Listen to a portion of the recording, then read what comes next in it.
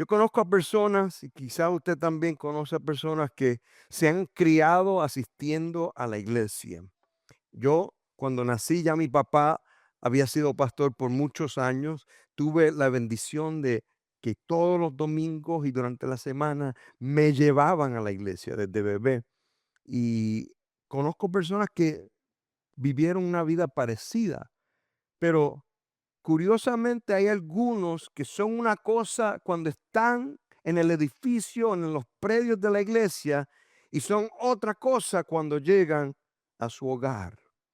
Es como si estuvieran empapados del evangelio. ¿Se acuerdan la semana pasada que ese fue el tema que les compartí? Ser empapados del evangelio. Pero algunos son empapados del evangelio cuando están en la iglesia. Están en medio de los servicios. Pero, ¿qué pasa? Cuando llegan a su casa son muy secos del evangelio y no representan lo que el evangelio representa. Ahora, ¿por qué será que sucede esto? Esto es algo que el apóstol Pablo dedica varios versículos para asegurar que los hermanos de la iglesia de los colosenses tengan bien claro, y nosotros también, que nuestras vidas deben ser empapadas del evangelio en todo momento y en todo lugar, y especialmente donde, en nuestro hogar. Tan, tanto es que nuestro carácter, nuestra comunidad y nuestra sabiduría necesitan ser empapados del evangelio. También nuestras relaciones interpersonales necesitan ser saturadas por el evangelio. Ahora pregunto antes de comenzar, ¿cómo se ve el evangelio en tu hogar? ¿Se ve igual que cuando estás aquí en la iglesia o es otra cosa cuando estás en su casa? Les pido respetuosamente, si usted puede, vamos a ponernos de pie, vamos a leer unos versículos, los últimos versículos del capítulo 3 de los Colosenses y el primer versículo del capítulo 4. Y si usted desea, usted puede leer conmigo. Dice así: en el nombre del Padre, del Hijo y del Espíritu Santo. Mujeres, estén sujetas a sus maridos como conviene en el Señor. Maridos, amen a sus mujeres y no sean ásperos con ellas. Hijos, sean obedientes a sus padres en todo, porque esto es agradable al Señor. Padres, no exasperen a sus hijos para que no se desalienten. Siervos, obedezcan en todo a sus amos en la tierra, no para ser vistos como los que quieren agradar a los hombres, sino con sinceridad de corazón, temiendo al Señor. Todo lo que hagan, háganlo de corazón como para el Señor y no para los hombres, sabiendo que del Señor recibirán la recompensa de la herencia. Es a Cristo, el Señor, a quien sirven, porque el que procede con injusticia sufrirá las consecuencias del mal que ha cometido, y eso sin acepción de personas. Amos, traten con justicia y equidad a sus siervos, sabiendo que ustedes también tienen un Señor en el cielo. Oremos. Padre bueno, Padre eterno, venimos ante ti en oración. En este momento nos proponemos a escuchar tu palabra predicada, Señor. Te pido primeramente por mí, como un vaso de barro que soy, Señor. Háblame a mí primero, Señor. Háblame de tal manera que yo pueda entender, que yo pueda asimilar, que pueda aplicar primero a mi vida. Y te pido por mis hermanos aquí presentes, los que están mirando por la internet, quizás hoy o en un futuro, Señor. Sea como sea, Señor, que puedan ser edificados, animados y desafiados también, Señor, que lo puedan entender, asimilar, aplicar primero a sus vidas y que lo puedan también tener ya listo para compartirlo con otras personas. Es nuestra oración y pedimos todo esto en el precioso nombre de Jesús. Y el pueblo de Dios dice, pueden tomar asiento. La serie que hemos estado predicando se llama Primero Jesús. Nos referimos a que Jesús tiene la preeminencia sobre todo en nuestra vida. No hay un segundo, tercer, cuarto lugar para Jesús. Jesús lo lleva y lo llena todo. El título del mensaje de hoy es Relaciones transformadas.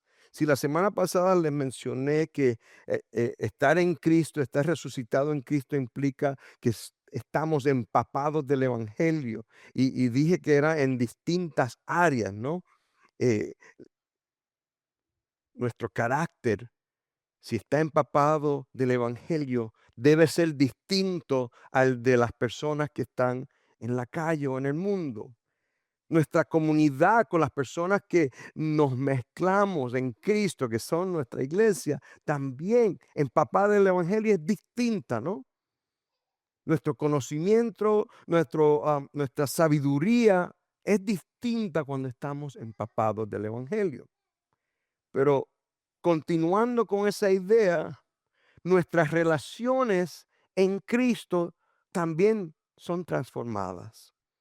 Y como idea central en el día de hoy, yo quiero que usted tenga en mente que tal como nuestra relación con Dios ha sido transformada, nuestras relaciones son con los demás también han sido transformadas para Él, para su gloria, para el reino de Dios. Y como tengo de costumbre, casi siempre tengo 3 puntos y en el día de hoy mi primer punto es un matrimonio transformado. El punto principal de Pablo en su carta a los Colosenses, como ya he dicho a través de las 13 semanas que hemos estado aquí, es que Jesús debe ser el primero, preeminente, y que eso debe cambiar todo en nuestra vida. Debe cambiar nuestros corazones, nuestros hábitos y ahora aquí, en este pasaje, nuestras relaciones. Porque nuestra relación con Dios ha sido transformada por Cristo. Como consecuencia de eso, nuestras relaciones con los demás también han sido transformadas para Cristo. Y a lo largo de este capítulo, el apóstol Pablo ha hecho evidente la necesidad de aplicar la nueva vida que hemos recibido en Cristo. Nos ha llamado a despojarnos de los viejos pecados, de esa vieja ropa que dijimos el domingo pasado, de desecharla. No simplemente quitársela y ponerla en la percha o en el gancho, sino despojarse de ella, botarla, desecharla. ¿Y qué pasa? Ponernos la ropa nueva que tenemos en Cristo. Ahora, el apóstol Pablo está revelando cómo es que la nueva vida en Cristo se aplica en nuestro hogar. Porque una cosa es fácil ser aquí, dar la apariencia de que somos cristianos cuando estamos rodeados por cristianos. Pero otra cosa es en nuestro hogar, cómo nos conducimos, cómo nos tratamos el uno al otro. Muy importante que también sea empapado del Evangelio. El apóstol Pablo tiene como objetivo mostrarnos lo que significa que Cristo sea Señor sobre nuestro hogar. Y la mitad de las referencias a Jesús como Señor en toda la carta de los Colosenses, ¿sabe qué? Se encuentra en este pasaje que acabamos de leer. Si miramos de nuevo el versículo 18, ¿qué es lo que dice? Mujeres, estén sujetas a sus maridos como conviene en el Señor. Antes de continuar, es sumamente importante recordar que en los tiempos grecorromanos de cuando esto estaba siendo escrito, eh, la mujer era de segunda o tercera categoría. No importaba si estabas casada o no, no le tenían posición a la mujer. Eran como si fueran objetos. Y Pablo aquí, aunque sea que esté escribiendo eso en particular, él pone a la mujer en una posición adelantada al del marido para romper todo esquema de aquel tiempo de la sociedad.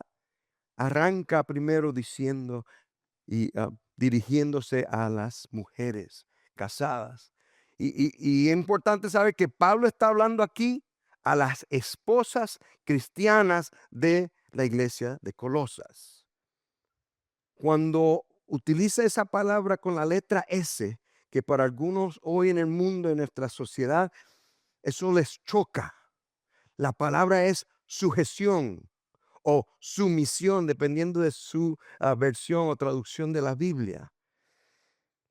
La palabra sujeción de la que el apóstol Pablo está hablando aquí no se trata de algo que sea indigno, no es algo que sea impuesto a la fuerza, sino se distingue a la sumisión de la a la esposa a su esposo, que es voluntaria.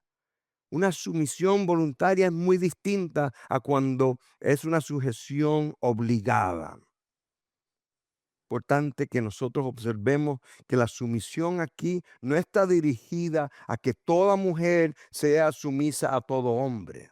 No, no, él está muy claro aquí. Se refiere a que la esposa esté sujeta a su marido, no a todos los hombres que ha habido y por haber. Familia, no es una obediencia a ciegas tampoco, porque dice, en ese mismo versículo dice, como conviene en el Señor. La instrucción es que las esposas sigan a sus esposos siempre y cuando estos las guíen a vivir fielmente en el Señor. No hay expectativa de que las esposas deben someterse a sus esposos si estos la van a llevar a hacer algo que ofenda, transgrede a la voluntad de Dios. Esa no es la idea. Y sabemos que hay muchas damas creyentes, fieles al Señor, que están casadas con esposos que no son creyentes. ¿Están ellas supuestas a sujetarse a su marido? Sí, en todo lo que convenga al Señor. Pero si ese esposo que no es creyente la está dirigiendo a hacer algo que sea contra el Señor, ella se debe primero a Dios antes que a su marido. Amén. Sé que este tema es delicado y nuestra sociedad en la cual vivimos hoy, hay algunas personas que les choca esto, pero quiero que usted sepa que el diseño divino de Dios es perfecto. Y se ha comprobado a través de los siglos que cuando se sigue el diseño de Dios, todo funciona bien. Familia, versículo 19, ahora le toca a los esposos, ¿no? Dice, maridos, amen a sus mujeres y no sean ásperos con ellas. Los esposos deben amar a sus esposas, no ser duros, no ser rudos con ellas. Y los códigos del hogar de aquellos tiempos, cuando esto se escribió, eran bien conocidos en el mundo antiguo. La cultura grecorromana era una que maltrataba a la mujer. Nunca se le instruía a un esposo, tienes que amar a tu esposa, porque era algo inaudito, como que es tu mujer, es tu propiedad, haz con ella lo que te dé la gana. Esa era la mentalidad de estos tiempos. Y Pablo viene aquí y arranca y dice, maridos, amen a sus mujeres. Y a algunos les estaba chocando en ese tiempo. ¿Qué es lo que sucede? El matrimonio cristiano está marcado por el amor del esposo a su esposa. El amor aquí es un amor que considera los intereses de la esposa como si fueran tus intereses, esposo. No es solo un sentimiento afectivo o una atracción física, sino es un cuidado activo que no se detiene, incesante por el bienestar de tu esposa. Aquí hay varios caballeros que están casados y la palabra nos está desafiando a que amemos a nuestras mujeres de una manera que sus propios intereses muchas veces se van a poner al lado, porque estás llamado a velar, a cuidar, a proteger a tu esposa. A los esposos nunca se les instruye a exigir sumisión de sus esposas. Más bien deben amar de tal manera que ellas quieran naturalmente, voluntariamente, seguir a sus esposos, sabiendo que van a ser amadas y que van a ser cuidadas. Amén. En el matrimonio romano a menudo implicaba que los esposos fueran fuertes con ellas, duras, que les dijeran palabras ásperas, que hasta las amenazaran. Familia, en el matrimonio cristiano, todo eso muere, porque es cosa del pasado. No hay lugar ni siquiera para una insinuación de este tipo en el hogar cristiano. De hecho, esposas, si su esposo es abusivo, déjenos saber. Queremos ayudarle a salir de esa situación. No hay lugar para que un hombre esté abusando ni físicamente, ni verbalmente, ni emocionalmente. En nuestra cultura latina, dependiendo de su crianza, el que se crea que es macho y aquí mando yo y tirando platos y puños a las paredes. Mire, el hombre que se pone con eso es porque es inseguro. Hay hombres que se pasan diciendo, porque yo soy el hombre de esta casa. Aquí se hace lo que yo diga. Yo espero que no sea ningún hogar aquí. Mi papá decía que el hombre que se pasaba anunciando de que él era el hombre en la casa era porque estaba inseguro si era el hombre. Yo soy el que tengo los pantalones en esta casa. No, el hombre que sabe su lugar no lo tiene que anunciar. Y todos en el hogar saben, porque no es por rudeza, no es por cuán fuerte seas, sino es por el liderazgo que haces. Es por el sacrificio que das para tu familia y para tu esposa. Amén. En el matrimonio, Dios nos ha dado una representación visual del Evangelio. De hecho, el Evangelio es el modelo perfecto para el matrimonio. Y el matrimonio debe ser una imagen del Evangelio. Si usted tiene tiempo durante la semana, busque en Efesios capítulo 5, versículos 25 al 33. El apóstol Pablo le escribe a la iglesia de Efesios y les da aún más detalles, parecido a lo que acabamos de leer. Y es todo relacionado al Evangelio. Mi amado, mi amada, el matrimonio vivido conforme al diseño perfecto de Dios es clave para un matrimonio que sea fuerte, que sea saludable, que sea productivo. Pero también es lo que nuestro mundo necesita desesperadamente. Nuestro mundo necesita ver a hombres piadosos que amen a sus esposas y a esposas que sigan sus esposos con gozo, con seguridad, constantemente, porque ellos hacen que sea fácil hacerlo. Quiero hacer un comentario. No hay ningún hombre aquí en nuestra congregación que sea perfecto, ni de nombre, que sepa yo, ¿no? Eh, Fallamos. Podemos desilusionar a nuestras esposas muchas veces sin darnos cuenta, porque a veces ellas tienen unas expectativas y en algunos casos no quieren ni decirlo porque ellas en su mente dicen, él debiera saber. Y al hombre, para nada se le está pasando por aquí porque no pensamos igual.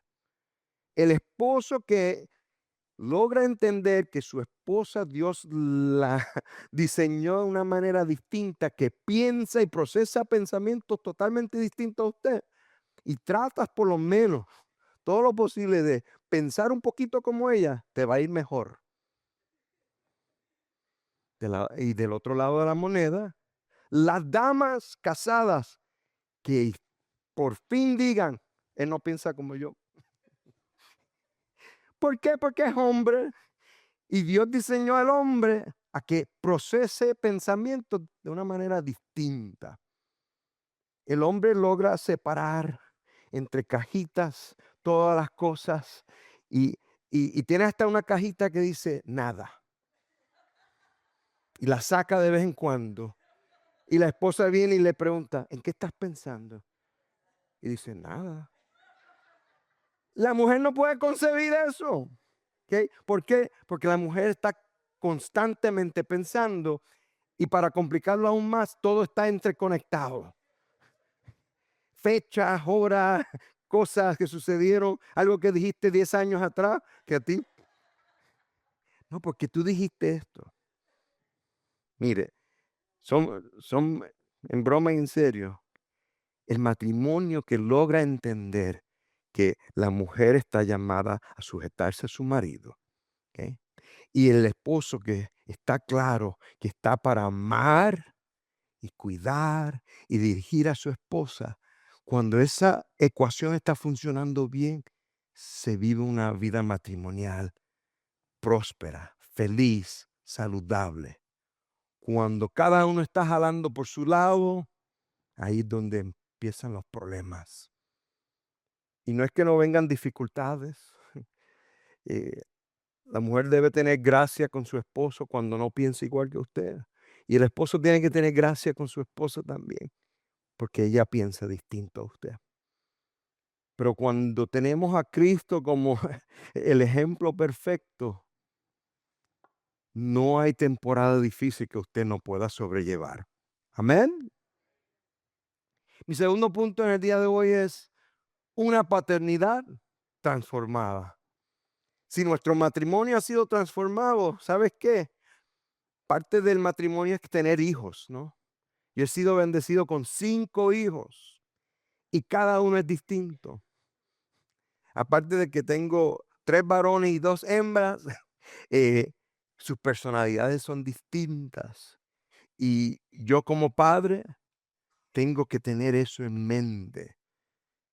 Jesús transforma cada relación, Él transforma la manera en que los hijos obedecen a sus padres y que los padres guíen a sus hijos con claridad, con dirección. Jesús no deja ninguna relación sin que sea tocada por su poder transformador. El versículo 20 que ya leímos y lo vamos a leer de nuevo, Pablo da un mandato muy directo. Dice, hijos, sean obedientes a sus padres de vez en cuando lo sientes, cuando estén a gusto. No, no, no, no, no, no, no, nada de eso. Dice en todo, porque esto es agradable al Señor. Su suposición, al igual que con los esposos y las esposas, es que está hablando a hijos de padres cristianos. Estamos hablando con hijos cristianos. Un hijo cristiano tiene sus padres cristianos. Le va a ser muy fácil obedecer a sus padres. Si está sujeto primeramente a Dios, el obedecer a sus padres le va a resultar más fácil. Yo tengo el privilegio de venir de una familia cristiana. Mi papá fue pastor, había sido pastor por varios años antes de que yo naciera. Y en casa somos 7 ahora mismo. 7, eh, 4 varones, 3 hembras, eh, distintas personalidades. Yo aprendí a temprana edad de que cuando se me decía hacer algo y yo obedecía inmediatamente, no tenía problema. Había algo, una costumbre de mi papá, de cuando al siguiente día venían a recoger la basura, al azar pedía a alguno, y a veces ni era el más cerca, sino, fulano, saca la basura, que mañana vienen a recogerla. ¿Cuál era la expectativa de mi papá? Que lo hiciera, sin queja avanza, sin complaint, no, eh, que solamente que se escuchara, sí, señor, sí, papi. Y a veces, si somos sinceros, es muy posible que estuviera con la acción, pero dentro de, ¿por qué no mandaron a fulano? ¿Por qué me toca a mí? Yo lo hice la semana pasada. Pero mi papá lo tenía bien claro. Él era el padre y él daba las instrucciones. ¿Y qué nos tocaba a nosotros hacer? Obedecer. Y debe ser una obediencia sin queja. Debe ser una obediencia inmediata, no después de pedirlo 3 y 4 veces. Mi papá no creía en te lo voy a decir por segunda vez. No había segunda vez, no había tercera vez. Y algunos se estarán preguntando cómo era papi. A papi a veces lo confundían con un sargento del ejército. Nunca fue al army, pero es firme. Y aquellos de nuestra familia que aprendimos que si obedecíamos no teníamos problemas, no teníamos problemas. Mi hermano mayor tuvo dificultades y le costó, le costó. Ahora, cuando entendemos que los hijos están llamados a obedecer y seguir las instrucciones de sus padres, es porque esto agrada al Señor. Porque a veces los niños preguntan, ¿y por qué? ¿Y por qué? Y se puede aprender ese versículo 20 del capítulo 3 de Colosenses, porque esto agrada al Señor. Mi papá también decía, yo no tengo que explicarte por qué, porque mi papá decía, las órdenes se hicieron para obedecer, no debatir. Y ya sabíamos que no teníamos que hacerlo. Ahora, el versículo que le sigue, el 21, vamos a ver algo que dice ahí. Padres, no exasperen a sus hijos. ¿Para qué? Para que no se desalienten. Uh, Se puso la cosa de hormiga brava de momento. Eh, Miren, Pablo apunta directamente otra vez a los hombres. En inglés es muy claro porque la traducción del griego dice father, pero aquí de la traducción del griego al español usan la palabra padres, pero si sabemos un poquito, se está refiriendo al papá, no a los ambos, ¿no? Y por supuesto, van a haber momentos donde la mamá es la única que está y ella representa la unión de dos personas en una sola carne. Pero al fin y a la postre se está refiriendo al papá. Familia, la advertencia contra provocar a nuestros hijos es una advertencia contra criar de una manera que se convierte en un desafío. Para aquellos que hemos tenido hijos en distintas etapas, yo tengo 2 hijos adultos, tengo 3 adolescentes. La etapa bella de la adolescencia. Tengo que decirlo para creerlo, ¿no? ¿Qué sucede? Aparte de que son personalidades distintas, son épocas distintas. Y cuando son párvulos, son chiquititos, uno puede corregir y dirigir de una manera, pero cuando son adolescentes, hay que tener bien claro que ya no son párvulos. Yo sé que en algunos casos, algunos padres miran a sus hijos como si todavía fueran toddlers. No, en la adolescencia hay que ser inteligente, hay que ser sabio, maduro y guiar con firmeza y delicadeza a la misma vez. Y a veces nos cuesta. Amén. No debemos provocar a ira a nuestros hijos. Pero en algunos casos, ¿qué pasa? Si desde cuando eran pequeñitos no fuimos cuidadosos, llegan a la adolescencia y entonces empiezan los dime y te diré. Un pastor, un ministro episcopal muy conocido que todavía vive, me puse a buscar, tiene 100 años. Eh, el ministro Dick Lucas lo expresa de la siguiente manera, dice, la crítica constante y los castigos severos son catastróficos. Y hay dos peligros aquí. O sea, el peligro es que se desanimen literalmente, pero que pierden el ánimo. Y nosotros como padres estamos para animar a nuestros hijos. Uno de los peligros es el descuido pasivo. Algunos son tentados a dejar la crianza a las madres.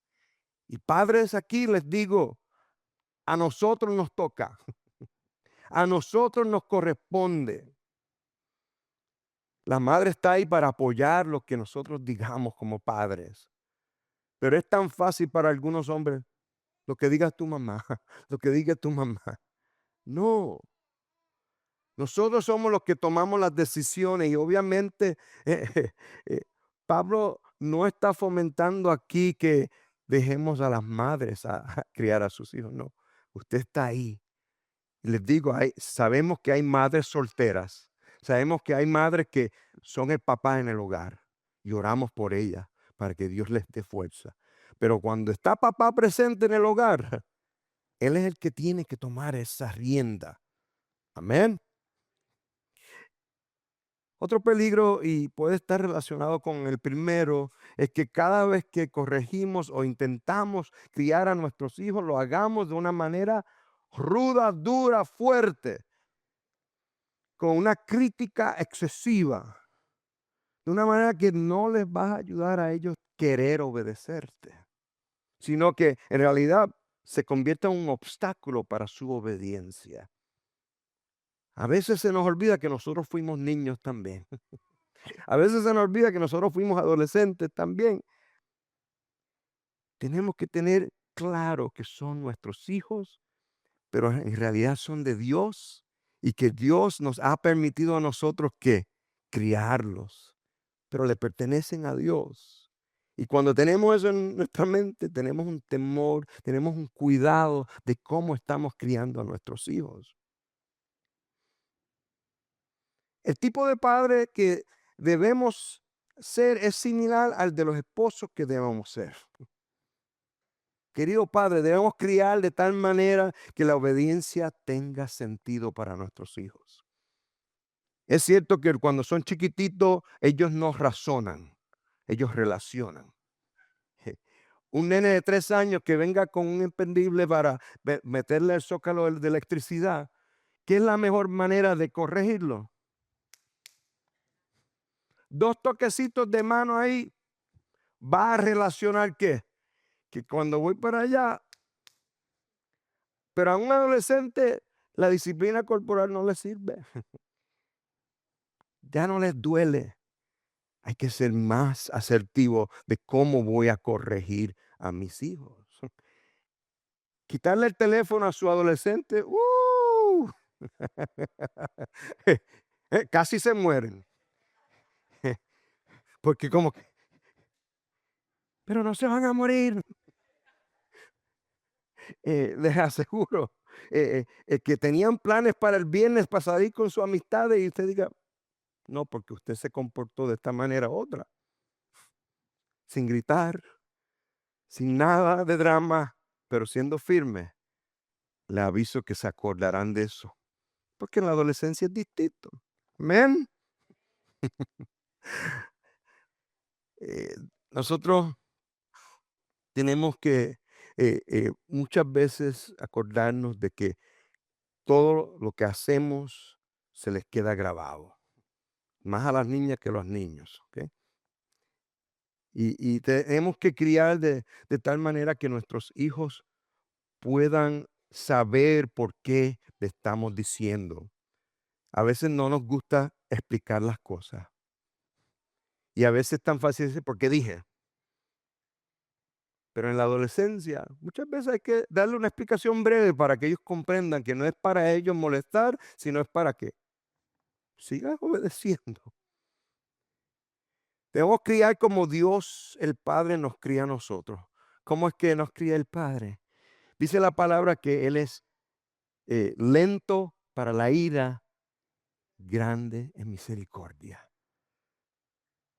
Pacientes y listos para dar gracia y misericordia, pero también estar listos para disciplinar, para corregir. ¿Por qué? Porque amamos. Pero no es cuestión de castigar. A veces usamos la palabra castigar, pero disciplinar significa corregir, enseñar, y en algunos casos implica un dolor. Como les digo, quitarle el celular a un niño de 15 años les afecta más que uno gritarle, darle. No.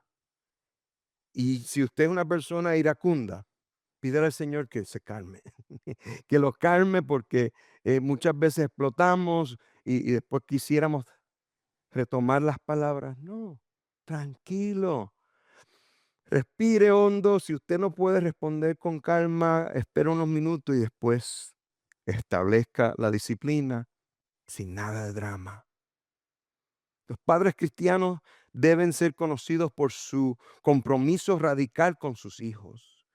Debemos estar comprometidos a amarlos, servirles, animarlos, corregirlos y disfrutarlos. Nuestros hijos se nos ha delegado que nosotros seamos sus mayordomos. Son un regalo de Dios, pero estamos llamados a cuidarlos. Y están, familia, tenemos que criarlos con la eternidad en mente. No solo con que si se van a graduar de la escuela superior.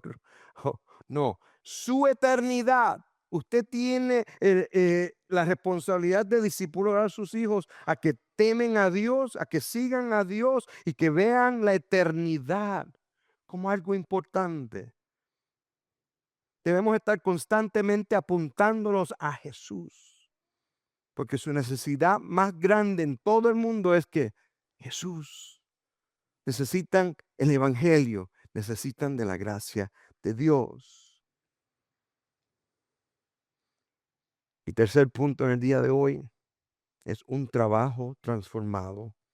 Y estos versículos finales de este pasaje son controversiales porque representan un tiempo, el contexto en el cual lo leemos es de un tiempo grecorromano donde la esclavitud era normal.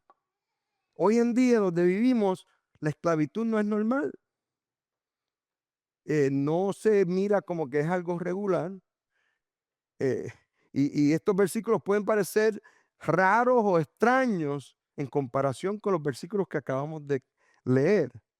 Y algunos usan pasajes como este sobre los siervos o sobre los esclavos domésticos para argumentar que la Biblia aprueba la esclavitud. La Biblia no recomienda la esclavitud. No es cierto. Lo que está sucediendo aquí, hermano, hermana, es que Pablo se dirige a cada persona en el lugar exactamente donde se encuentra. La iglesia de los colosenses tenían ricos, habían judíos cristianos que habían salido del judaísmo, habían romanos, habían griegos, estaban todos ahí. Por eso leímos unos versículos anteriores donde Pablo especifica y dice que ya no hay griego, ya no hay judío, ya no hay hombre, ya no hay mujer. Todos somos uno en Cristo. Amén. Familia, Pablo aquí se está dirigiendo a cada persona donde ellos se encontraban. Hoy en día, si Pablo fuera a escribir esta carta, no incluiría a los esclavos o a los amos que tienen esclavos, pero sí diría los trabajadores y a los jefes y les pudiera decir exactamente las mismas palabras. Porque su objetivo no era desestabilizar las instituciones de aquel tiempo, sino ayudar a las personas a entender cómo aplicar el evangelio en la situación en la que se encontraban. Y este es el comienzo incluso del impacto que hizo el evangelio a destruir la institución de la esclavitud. Ahora, hay que recordar también que esta no es la misma esclavitud de la esclavitud de Estados Unidos. A veces, si no tenemos cuidado, hemos visto tantos documentales de cómo fue la esclavitud aquí en Estados Unidos, mayormente en los estados del sur.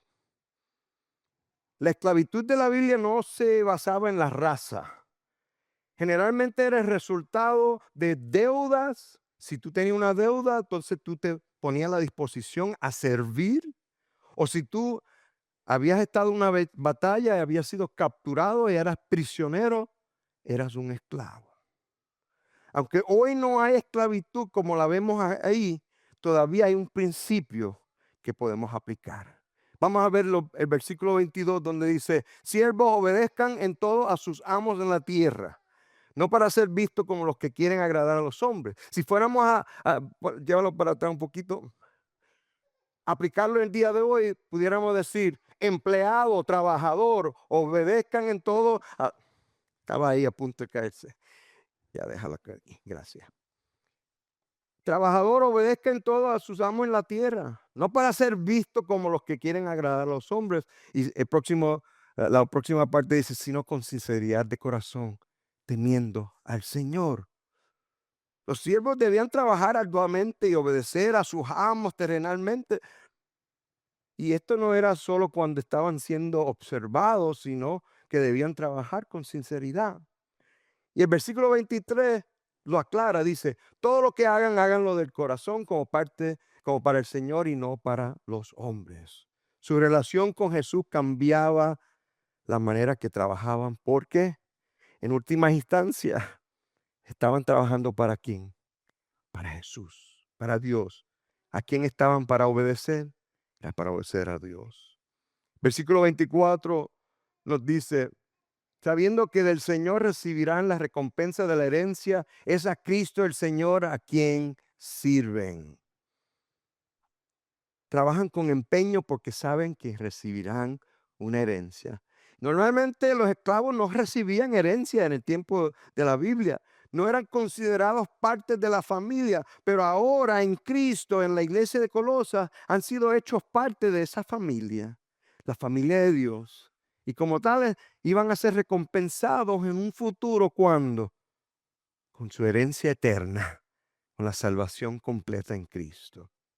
Y debido a que estaban sirviendo a Cristo, también tenían que saber cuál era la autoridad máxima. ¿Cuál es la autoridad suprema? Dice el versículo 25, porque el que procede con injusticia sufrirá las consecuencias del mal que ha cometido, y eso sin acepción de personas. Dios es el juez, es el que tiene la última palabra. No solo los siervos deben entender esto, sino también los amos. Miremos el versículo 1 del capítulo 4, donde dice, amos, traten con justicia y equidad a sus siervos, sabiendo que ustedes también tienen un Señor en el cielo. Si eres jefe, ¿cómo tratas a tus empleados? Dice aquí, tratarlos con justicia y equidad. Eso significa un trato igualitario para todos, una compensación justa y el reconocimiento de que, mira, son tus empleados, tú eres el jefe de ellos, pero al final y a la postre, Dios es el jefe de todos. Aunque no vivimos bajo la esclavitud, lo que Pablo está hablando la podemos aplicar a nosotros. Primero como trabajador, si eres empleado, donde quiera que te encuentres, trabaja con diligencia, con todo el esfuerzo. Dale el 100%. Esfuérzate entendiendo que tu trabajo es para el Señor y no para los hombres. Los cristianos, por encima de todo, debemos ser conocidos como personas trabajadoras. Es triste ver que digan, ese es ser de la religión y es más vago. Va a la iglesia, pero no, como decimos en Puerto Rico, no da un tajo ni en defensa propia. Eso significa que no, a duras penas trabaja. No, si somos cristianos, en el lugar donde Dios nos ha puesto a trabajar, tenemos que dar el 100%. Y cuando vemos nuestro trabajo, nuestra eficiencia, nuestra eficacia como parte de nuestra adoración a Dios, lo tomamos más en serio. La manera en que trabajamos nosotros, dice algo sobre quién es Dios en tu vida. Y la otra verdad que debemos aplicar es que los líderes también deben actuar con justicia. Si Dios te ha permitido ser manager, gerente, jefe, dueño de empresa, si eres un líder, al igual que con los esposos y sus esposas, debes hacer que sea fácil para que tus empleados trabajen con dedicación, con gusto, con satisfacción, porque saben que eres justo y eres equitativo. Ellos van a ver claramente que tu liderazgo refleja al Dios al cual tú sirves. Comencé diciendo, tal como nuestra relación con Dios ha sido transformada por Cristo, nuestras relaciones con los demás también lo son para Cristo. Y sé que es una palabra un poco difícil para digerir, pero si usted está en Cristo, dice un versículo, todo lo podemos en Cristo que nos fortalece. Y cuando hacemos las cosas bajo el diseño divino de Dios, todo funciona bien. Quizás no es fácil a primera, pero cuando lo hacemos, los resultados son buenos. Amén. Vamos a ponernos de pie.